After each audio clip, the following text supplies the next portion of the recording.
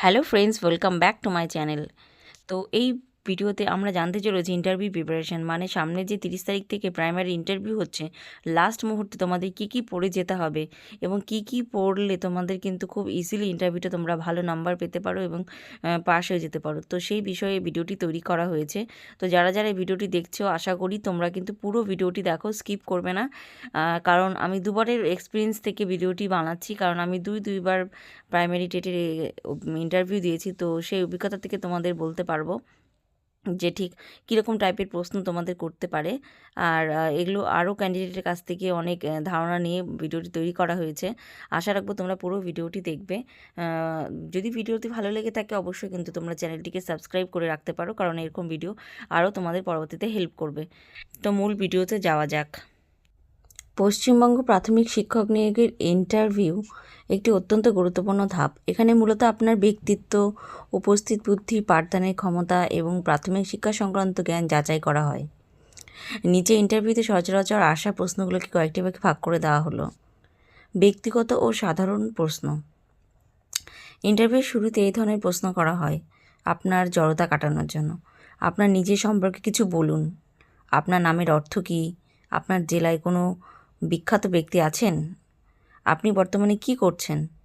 শিক্ষকতা পেশায় কেন আসতে চান? অন্য কোনো পেশায় নয় কেন? এরপর কিছু বিষয়ভিত্তিক প্রশ্নতে আসা যাক। আপনি যে বিষয়ে স্নাতক বা উচ্চ মাধ্যমিক পাশ করেছেন সেখান থেকে কিছু মৌলিক প্রশ্ন করা হতে পারে। বাংলা যদি আপনার বিষয় হয়ে থাকে তাহলে পদ পরিবর্তন, সন্ধিবিচ্ছেদ বা আপনার প্রিয় কোনো সাহিত্যিকের নাম, এগুলো আপনাকে জিজ্ঞেস করতে পারে। গণিতে হলে লসাগু গসাগুর পূর্ণরূপ, মৌলিক ও যৌগিক সংখ্যার পার্থক্য, শূন্য কী ধরনের সংখ্যা ইত্যাদি বিষয়ে প্রশ্ন করতে পারে। ইংলিশ হলে parts of speech, vowel, consonant বা ছোট বাচ্চাদের কীভাবে ইংরেজি শেখাবেন, এইসব বিষয়গুলো আপনাকে প্রশ্ন করবে।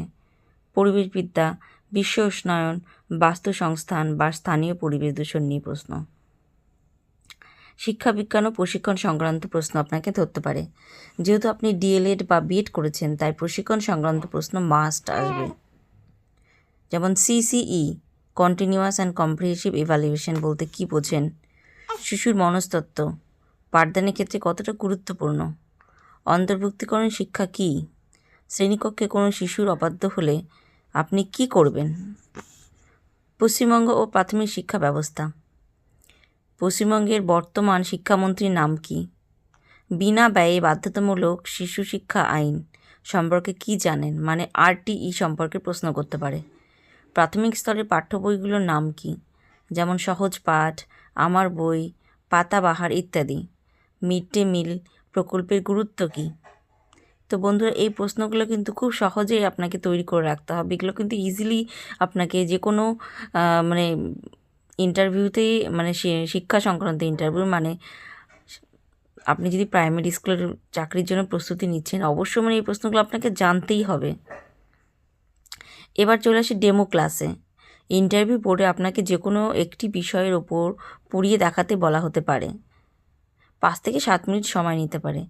একটি নির্দিষ্ট টপিক আপনাকে কিন্তু চুজ করতে হবে। যোগ বিয়োগ হতে পারে অঙ্কের ক্ষেত্রে, বর্ণপরিচয় বাংলার ক্ষেত্রে হতে পারে, বা একটি ছড়া। চক ডাস্টার ব্যবহার করে ব্ল্যাকবোর্ডে আপনি পড়ানো। আচ্ছা, টিপস। পড়ানোর সময় আত্মবিশ্বাস বজায় রাখুন এবং মনে করুন আপনি শিশুদের পড়াচ্ছেন। আর ইন্টারভিউয়ের জন্য কিছু জরুরি টিপস।